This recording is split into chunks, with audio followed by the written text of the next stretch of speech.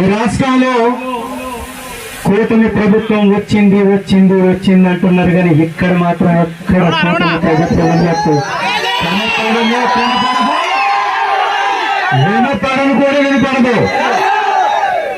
ఈ గడ్డకున్న మనం ఏంటో తెలుసా?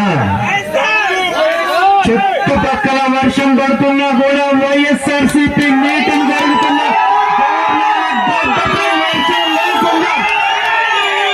ఆ రాజన్న మనకి ఇక్కడ ఈ పెద్ద మీటింగ్ జరుపుకునేటటువంటి అవకాశం కల్పించాలి. ఎంత చక్కని వాతావరణమో చూడండి. మొన్న తెలుగుదేశం పార్టీ స్థాపించినటువంటి ఎన్టీ రామారావు గారిది ఇక్కడ విగ్రహావిష్కరణ చేసుకున్నారు. సంతోషమే, ఎవరి పార్టీని వాళ్ళు చేసుకుంటారు, ఇబ్బంది లేదు. మరి మీరు మీటింగ్ ఎక్కడ పెట్టారయ్యా? ఆర్టీసీ బస్ స్టాండ్ ఏమన్నా మీ సొత్త, మీ పార్టీ సొత్త? మరి మీకేమో ఆర్టీసీ బస్ స్టాండ్ నిత్యం రద్దీగా ఉండే ప్రాంతమేమో మీరు మీటింగ్ పెట్టాలి. మేం మీటింగ్ పెట్టుకోవడానికి ఒక ప్రాంతాన్ని అడిగితే ఒక ఫంక్షన్ హాల్ మనకి పర్మిషన్ ఇవ్వరు, ఒక లీజ్ లో ఉన్నటువంటి ప్రాపర్టీని మనకు పర్మిషన్ ఇవ్వరు. కానీ ఈ రాష్ట్రం మీ అబ్బ సొత్తు కాదు కాబట్టి వైఎస్ఆర్సీపీ జెండాని మీరు మార్చలేరు, తొలగించలేరు. కాబట్టి ఇదే గడ్డపై మీకంటే డబల్ మీటింగ్, కేవలం ఒక మండల మీటింగ్, ఊరుల నుంచి నియోజకవర్గాలన్నిటి నుంచి తరలించారు. మొన్న డబ్బులిచ్చి వందల రూపాయలు మందు రాపించి డ్వాక్రా మహిళలు, ఒక్కసారి ఆ మీటింగ్ చూసారా మీరంతా? హాలు నిండా డ్వాక్రా మహిళలు తప్ప ఎక్కడ తెలుగు తమ్ముళ్ళు కనపడలా. హాలు మొత్తం డ్వాక్రా మహిళలు వెహికల్ పెట్టి మరి చాలారు. అస్సలు వెలుగు మహిళలు లేకపోతే అక్కడ వెలుగే లేదు. అంటే ఎంత దిగజారిపోయారో చూడండి కూటమి నేతలు. మరీ ముఖ్యంగా ఈ ఎర్రగొండపాలెంని ఇన్ఛార్జ్ అనేటటువంటి పేరు పెట్టుకొని దోచుకుంటున్నటువంటి ఇక్కడ ఒక నేత అడ్డగోలుగా లూటి ఆ యొక్క వ్యక్తికి అనేక పేర్లు పెట్టేస్తున్నారు. ఇక్కడ నాకు సభ్యత ఉన్నది కాబట్టి నేను మాట్లాడకూడదు కాబట్టి మాట్లాడట్లా, వద్దు, అవసరమే లేదు. ఈరోజు ఎంత లూటి అంటే, ఎంత కరప్షన్ అంటే, ఎవరో ఒకరు వాళ్ళ ఇంటి కోసం ఇసుక తెచ్చుకుంటున్నారంట. ఈ రోజే నా దృష్టికి వచ్చింది. 30 టన్నుల ఇసుక్కి మనకి సంగం బ్యారేజ్ నుంచి ఇసుక తెచ్చుకుంటుంటే ఒకడు చినారకట్ల దగ్గర ఆపుతాడు, ఒకడు కలిగిని దాటిన తర్వాత ఆపుతాడు, ఇంకొకడు ఎర్రగొండపాలెం దగ్గరలో ఆపుతాడు. ఆపి 300 రూపాయలు కప్పం కట్టకపోతే ఆ బండిని రాని. ఇట్లా మీ అబ్బాయి సొత్త ఇదేమన్నా?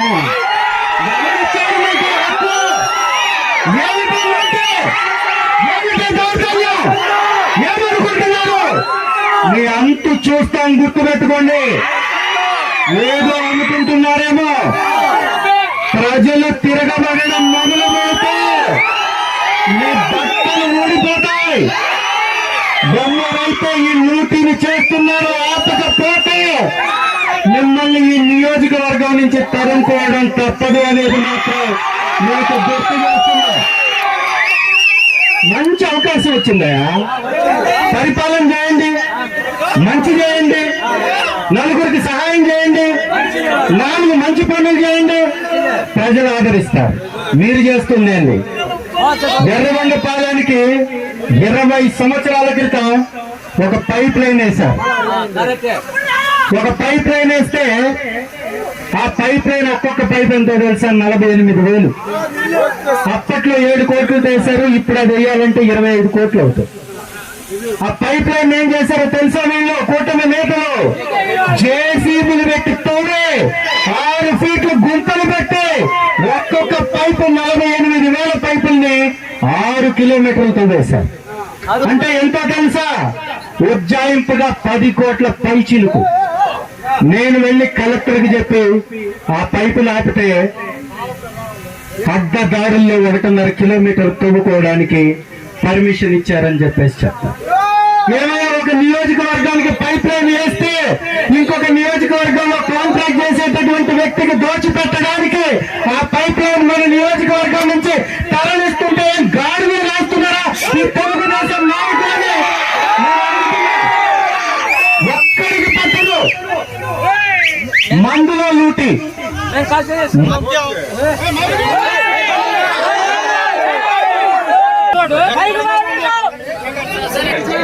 ఇదే పరిస్థితి.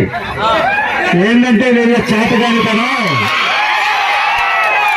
వీళ్ళ తప్పుల్ని బయటపెడతామని, వీళ్ళ దోపిడీని ఎండగడతామని, వీళ్ళ దుర్మార్గాన్ని బయటపెడతామని ఏకంగా కరెంటు తీపిచ్చేస్తున్నారు. ఇంతకంటే ఏం దిగజారుతారో మీరు? ఇంకేం చేస్తారు? ఈ రోజు ఎట్లయితే మేము ముందే గ్రహించామో ఈ కరెంటు తీస్తారని, ఇలా చేసే అధికారులకు రేపు మన ప్రభుత్వం వచ్చిన తర్వాత వీళ్ళకుంటది చూడు. జగనన్న సినిమాని సినిమా స్కోప్ తోటి చూపిస్తాము వీళ్ళకి. అందుకే జగనన్న మనం చెప్పాడు కదా, వాళ్ళలాగా వీళ్ళలాగా రెడ్డు బుక్కు గిడ్డు బుక్కు మనకొద్దు. పుస్తకాలు రాస్తే వర్షాలు పడితే చిరిగిపోతాయి, మనం మర్చిపోయే అవకాశం కూడా ఉంటుంది. కాబట్టి ఒక యాప్ పెడదాం, ఆ యాప్ లో నమోదు చేద్దాం. ఎవడైతే ఈ అరాచకాలు చేస్తున్నారో వీళ్ళంతా తేలుద్దామని జగనన్న చెప్పినటువంటి మాటలు గుర్తుపెట్టుకోండి. ఈ మీటింగ్ యొక్క ప్రత్యేకత ఏంటో తెలుసా? మనకు అధికారం లేదు, మనకి ఆర్థిక బలం లేదు, మనకి ఎవరి యొక్క అండదండలు లేవు, ప్రభుత్వ అండదండలు అంతకంటే లేవు. అయినా ఈ జనసుమాని ఆగిందా? ఈ జనసుమాని ఆగిందా? ఆగిందా? ఆగే ప్రసక్తే లేదు. ఎందుకంటే ఇది జగనన్న, ఇది జగనన్న అభిమానిస్తున్నారే, ఇది జగనన్న అభిమానిస్తున్నారే. ఆగే ప్రసక్తే లేదు. ఈ మీటింగ్ లో ముఖ్యంగా ఒక 2 విషయాలు ఈ మీటింగ్ గురించి మాట్లాడుకుందాం. మళ్ళీ ఈ కార్యక్రమాన్ని ఏర్పాటు చేసినటువంటి వాళ్ళ గురించి, వచ్చినటువంటి వాళ్ళ గురించి, ఈ స్టేజ్ మీదకి రాలేక కిందుండిపోయినటువంటి వాళ్ళ గురించి, వాళ్ళందరినీ కలుద్దాం. మనకి వరుణ దేవుడు కూడా ఎంత సహకరిస్తున్నాడో చూడు. చుట్టుపక్కల వర్షం పడుతుంది, మన దగ్గర లేదు. మన మీటింగ్ అయిపోయేదాకా వర్షం పడదు. కాబట్టి ఈ మీటింగ్ గురించి కూడా 2 మాటలు మాట్లాడుకున్నాం. ఈ మీటింగ్ ముఖ్య ఉద్దేశం ఏంటో తెలుసా? ఈ ఎన్నికల్లో చంద్రబాబు నాయుడు గెలవడానికి ముందు కొన్ని హామీలు ఇచ్చాడు. కొన్ని హామీలు ఇచ్చి ఈ మేనిఫెస్టో చాలా ముఖ్యమైనది, ఇది ఖచ్చితంగా వినాలి మీరు. ఈ మేనిఫెస్టో మనకు ముద్రించినప్పుడు దీన్ని ఏం చేశాడంటే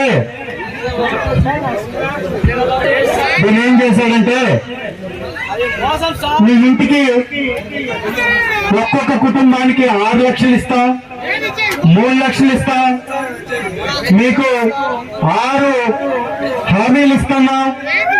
ఈ 6 హామీలు కాకుండా 143 అదనపు హామీలు ఇస్తున్నాం.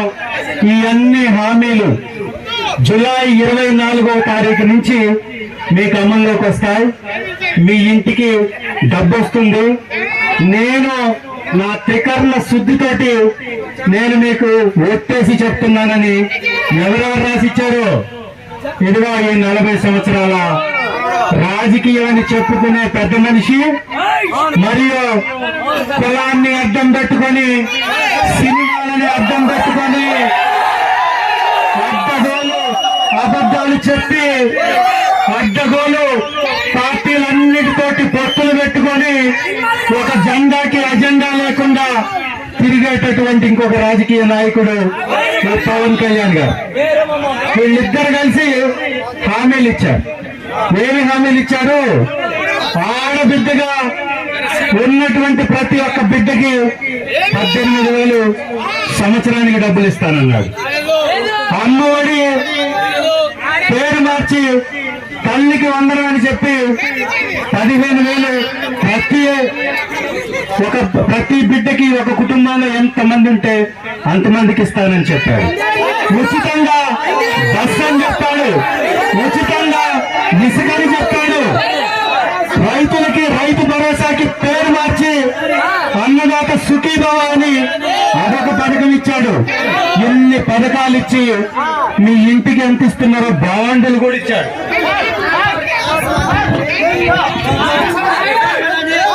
ఈ బాండ్లు కూడా దీని లోపల ఉన్నాయి. ఈ బాండ్లన్నీ ఇచ్చి ఇప్పుడు మోసం చేస్తున్నాడు. కాబట్టి ఈ బాండ్లన్నీ ఇచ్చిన దాని మీద మనం ప్రశ్నించాలి. ప్రశ్నించాలంటే ఏం చేయాలా? ప్రశ్నించాలంటే ఏం చేయాలా? ఏం చేయాలా? మన గ్రామాలలో మీటింగ్ పెట్టాలి. మన గ్రామాలలో కమిటీలు వేసాం. కమిటీలు వేసామే లేదా? ఎంతమంది కమిటీల్లో ఇప్పుడు పదవులు వచ్చాయి? ఎంతమంది కమిటీలు వేయించుకున్నారు? వాళ్ళందరూ కూడా ప్రతి గ్రామంలో ఈ ప్రోగ్రాం చేయాలి. ఈ ప్రోగ్రాం చేయాలి అంటే చంద్రబాబు నాయుడు చెప్పి మోసం చేసినటువంటి పథకాల గురించి మనం తెలుసుకోవాలి. అది ఈ ప్రోగ్రాం. ఇవాళ మనం ఇక్కడ మొదలు పెట్టాం. రేపటి నుంచి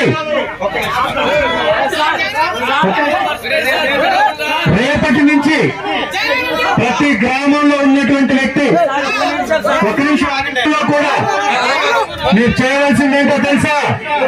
ప్రతి గ్రామం నుంచి మీ కమిటీ వాళ్ళు, ప్రతి గ్రామం నుంచి కమిటీలు ఎవరైతే ఉన్నారో, ఈ రోజు ఈ వేదిక మీద ఉన్నటువంటి వైఎస్ఆర్సీపీ దోర్నాల మండల నాయకులందరికీ చెప్తున్నాను ఇదే. ఎవరైతే గ్రామ నాయకులు ఉన్నారో, ఎవరైతే కన్వీనర్ గా కొత్తగా నియమించబడ్డారో, ఎవరైతే సర్పంచులు ఉన్నారో, ఎంపీటీసీలు ఉన్నారో, సీనియర్ లీడర్స్ ఉన్నారో, గ్రామంలో ముందు నుంచి బాధ్యతలు నిర్వహిస్తున్నటువంటి నాయకులు ఉన్నారో, రేపటి నుంచి వారం రోజుల లోపల దోర్నాల ప్రతి పంచాయతీలో ఈ కార్యక్రమం చేయాలి. కొంతమంది కొన్ని బాధ్యతలు తీసుకోండి. జడ్పీటీసీకి కొన్ని బాధ్యతలు, ఎంపీపీకి కొన్ని బాధ్యతలు, అలాగే మండల కన్వీనర్ కొన్ని బాధ్యతలు, సీనియర్ లీడర్స్ ఉన్నటువంటి ప్రతి ఒక్కరు కొన్ని బాధ్యతలు ఊర్లు తీసుకొని ప్రతి ఊర్లో ఈ కార్యక్రమం చేయాలి. ఇవాళ ఒక్క మండలం నుంచి వేల సంఖ్యలో ఈ విధంగా వచ్చారంటే వైఎస్ఆర్ సిపికి ఉన్నటువంటి బలం ఏంటో, ప్రతి ఒక్కరికి వైఎస్ఆర్ సిపి జెండాకు ఉన్నటువంటి బలం ఏంటో ప్రతి ఒక్కరికి తెలియాలి. గ్రామాలలో తెలియాలి. గ్రామాలలో తెలుగుదేశం మోసం తెలియాలి. ఇవన్నీ మనం తెలిపేలాగా ఒక మంచి ప్రోగ్రాం తీసుకున్నాం. ఇంత మంచి ప్రోగ్రాం ఏర్పాటు చేసినటువంటి వైఎస్ఆర్సీపీ దోర్నాల మండల నాయకత్వాన్ని అందరికీ నా హృదయపూర్వకంగా ధన్యవాదాలు తెలియజేసుకుంటున్నా. ఒక్కొక్క గ్రామం నుంచి ఎక్కడో నల్లగుంట వాళ్ళు చేపడుతున్నా, చిలకచర్ల, చర్లపల్లి, బొమ్మలాపురం, కట్టకాలపల్లి, రామచంద్రకోట, అగ్రహారం, చిన్నదోర్నాల, జమ్మిదోర్నాల, చిన్నగుడిపాడు, తిమ్మాపురం, దోర్నాల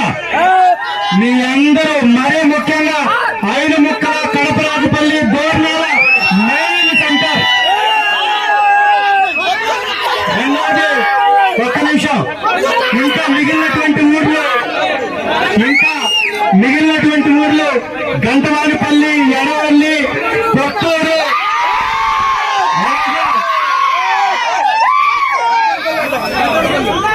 పదమంతనాల, చిన్నారుట్ల, గంటవానిపల్లి చెప్పాను, బోడినాయక్ తండ, తుమ్మల బయలు నుంచి వచ్చారు. ఒక్క నిమిషం, చంద్రబాబు గారి పేరు చెప్తే, బాబు పేరు చెబితే మోసం తప్ప నీతి కనపడదు.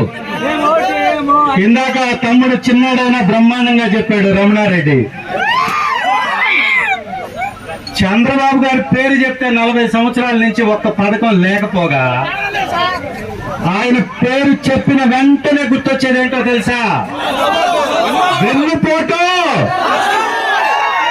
అక్కడ ఇక్కడ పొడవడు, నడి వీపులో పొడుస్తాడు. సిగ్గు కూడా రాకుండా ఎట్లా చెప్తాడు తెలుసా అబద్ధాన్ని? అసలు ఒక్క పథకం ఇవ్వకముందే అన్ని పథకాలు ఇచ్చేసానని చెప్పేస్తాడు. ఇంకెవరు వారి పథకం గురించి మాట్లాడితే నాలుక కోస్తా అనబోయి ఆపేసి 4 మందం అని చెప్పేశారు. ఇవాళ ఒక గొప్ప మార్పును కూడా చంద్రబాబు నాయుడులో గమనిస్తున్న. ఆ మార్పు ఏందో తెలుసా? జగన్మోహన్ రెడ్డి గారు తీసుకొచ్చినటువంటి మార్పు. పరిపాలన చెయ్యాలి అంటే ఎలా చెయ్యాలో జగన్మోహన్ రెడ్డి గారు ఎలా నేర్పించాడు? గ్రామాలలో ఇళ్ల గడపల వద్దకి నాయకుల్ని పంపించి, ఎమ్మెల్యేల్ని పంపించి, నీకు పథకం అందిందా లేదా, నీకు డబ్బులు వచ్చాయా లేదా, నీకేమైనా కష్టం ఉందా, నీకేమైనా జబ్బు ఉందా, నీకు పిల్లలకి స్కూల్కి వెళ్ళడానికి ఏమైనా ఇబ్బంది ఉందా, నీకు రేషన్ వస్తుందా లేదా, నీకు మందులు అందుతున్నాయా లేదా అని మన గ్రామాలకు వచ్చి మన ఎమ్మెల్యేలు పరిపాలన చేస్తే వీళ్ళు ఎట్లున్నారు? దోచుకోవడంలో బిజీ ఉన్నటువంటి వీళ్ళని వాళ్ళ జగన్మోహన్ రెడ్డి గారు చేసినటువంటి పరిపాలన చూసి చంద్రబాబు ఏం చేస్తున్నాడో తెలుసా? మంచాలు వేసుకుని గ్రామాల్లో వచ్చి కూర్చుంటున్నాడు. ఆటోలు ఎక్కొచ్చి విన్యాసాలు చేస్తున్నాడు, సర్కస్లు చేస్తున్నాడు. గ్రామాలలోకి ఎన్నడూ చూడనట్టుగా పెన్షన్ పంచడానికి వచ్చేసి పెన్షన్ పంచుతున్నాడు, అబద్ధాలు చెప్తున్నాడు. ఇవన్నీ జగనన్న తీసుకొచ్చినటువంటి మార్పు. మళ్ళీ జగనన్న రావాలి అంటే చిట్ట చివరిగా ఒక్క 2 నిమిషాలు మాట్లాడి ముగించేసుకున్నాం. ఈ గ్రామాలు ఎప్పటి నుంచో వైఎస్ఆర్ కుటుంబానికి బలమైనటువంటి కుటుంబాలు, బలమైనటువంటి గ్రామాలు. ఈ గ్రామాలకు మంచి జరగాలి అంటే గతంలో జరిగినట్టుగా ఈ నియోజకవర్గానికి కానీ ఈ ప్రాంతానికి కానీ సంజీవని అయినటువంటి వెలుగొండ ప్రాజెక్టును తీసుకొచ్చింది రాజశేఖర్ రెడ్డి గారు, అయితే కంప్లీట్ చేసింది జగన్మోహన్ రెడ్డి గారు. ఇవాళ 2000 కోట్లు ఇచ్చేసి అక్కడ ఉన్నటువంటి ప్రాంత ప్రజల్ని పక్కకు పంపించి నీళ్లు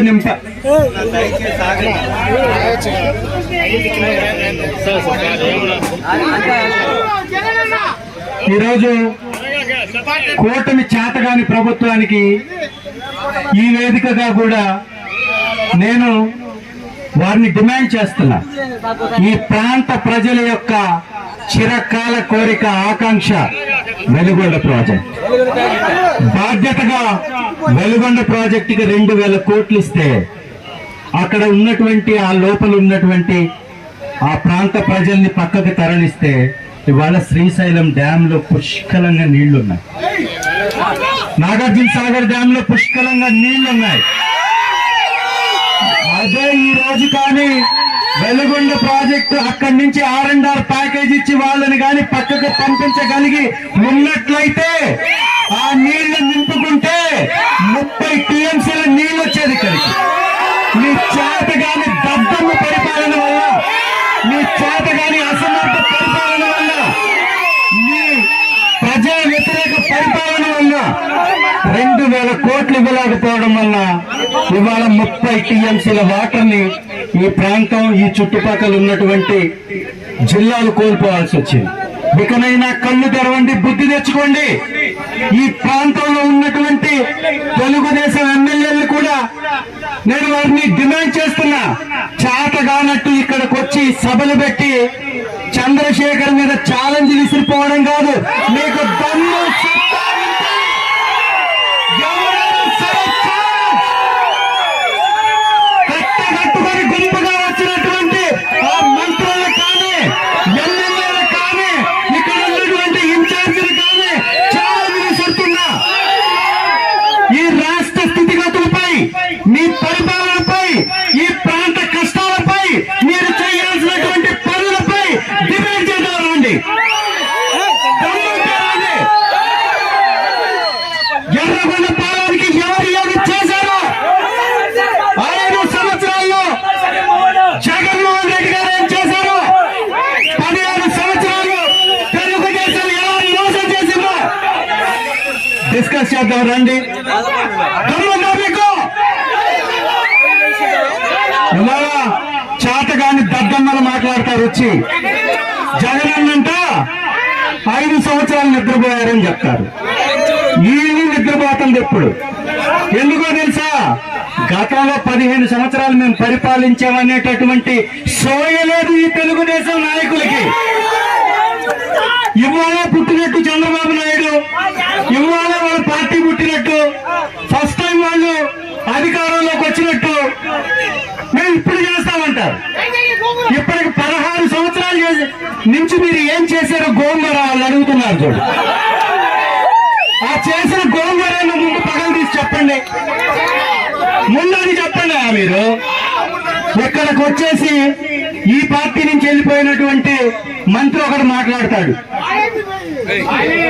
ఈ పార్టీలో మంత్రి పదవి అనుభవించి వైఎస్ఆర్సీపీ పార్టీలో 5 సంవత్సరాలు అధికారాన్ని అనుభవించి దివంగత మహానేత రాజశేఖర్ రెడ్డి గారి భిక్షంతో రాజకీయాల్లో ఎదిగి ఏదో పక్క జిల్లా నుంచి వచ్చాడు ఇక్కడ చెప్పడానికి.